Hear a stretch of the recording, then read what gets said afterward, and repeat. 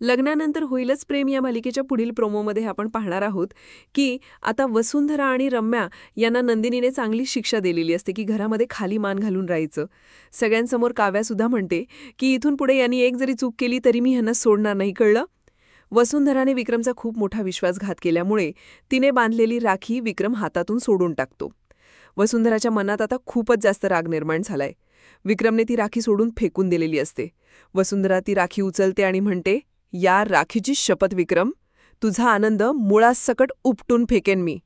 तुम्हा सगळ्यांना कोणालाही सुखी राहू देणार नाही. कारण मी आज हरलीय पण संपली नाहीये, लक्षात ठेव. असं बदल्याची भावना मनात ठेवून वसुंधरा विक्रम आणि इतर सगळे घरातले जे सगळेजण आज खूप खुश आहेत त्यांच्याकडे बघून बोलत असते. आता देशमुख यांच्या घरी सुद्धा गणपती बाप्पाचं आगमन होणार आहे म्हणून सगळेजण तयारी करत असतात.